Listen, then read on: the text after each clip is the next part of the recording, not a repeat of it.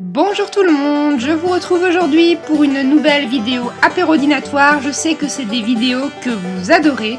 Donc aujourd'hui ce sera spéciale fête, Noël, Nouvel An, Pâques, Bar Mitzvah, enfin ce que vous voulez quoi. Là en l'occurrence c'est l'apérodinatoire que j'ai proposé pour la soirée du 24 décembre 2015.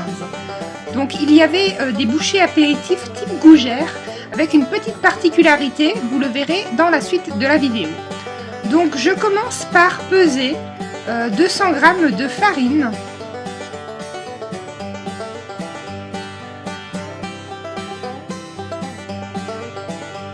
J'y rajoute un demi-sachet de levure, je mélange à la cuillère et je fais un puits dans lequel je casse un œuf. Et je mets 10 centilitres de lait de manière progressive.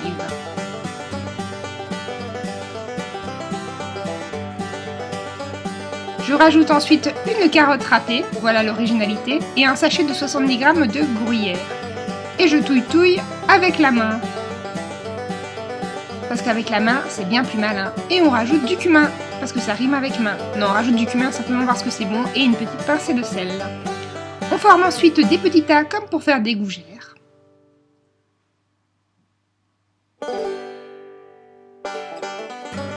Et on va venir mettre le tout dans le four pendant environ 10 à 15 minutes à 180 degrés, donc thermostat 6. Et cela se mange chaud, tiède ou froid.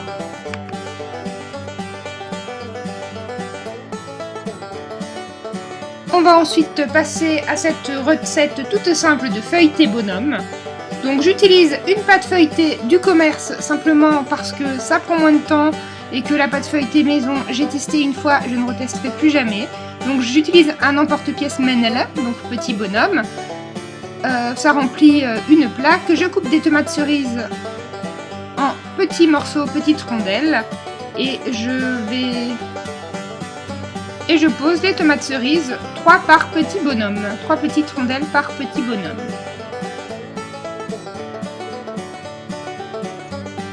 Ensuite, on prend une bûche de fromage de chèvre qu'on coupe en morceaux. Je dirais même qu'on émiette, vu la fragilité de la chose. Et on vient déposer en fait le tout sur nos petits bonhommes au-dessus des tomates cerises. Ensuite, on met du poivre du moulin, puis du basilic séché. Si vous avez du frais, c'est sûrement encore mieux.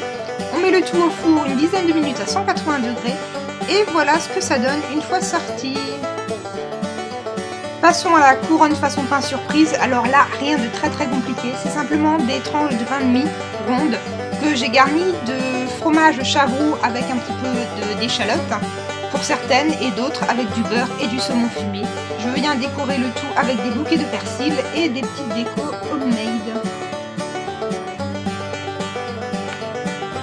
C'est vrai que c'est tout simple, mais ça a vraiment fait sensation, ça fait vraiment Noël, ça fait festif. Et puis surtout c'est très bon parce que les deux en fait, le fromage de chèvre, le saumon, ça va vraiment super bien ensemble. Tout le monde s'est régalé.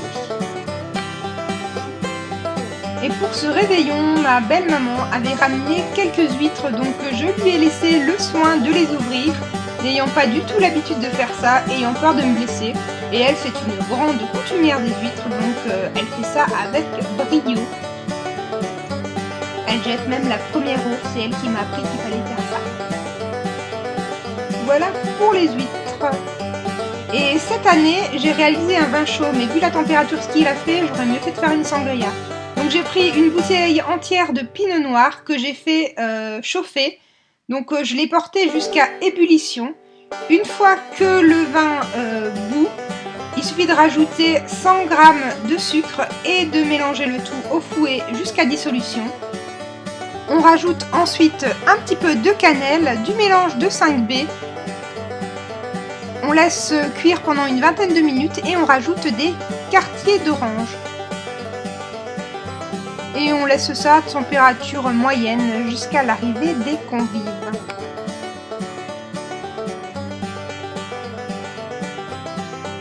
Et voilà donc ce que ça donne une fois sur la table. Ma fille n'a pas pu s'empêcher de goûter aux huîtres avant même que l'on ramène les petites fourchettes pour les manger.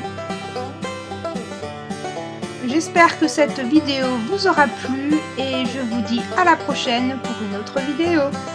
Ciao, ciao!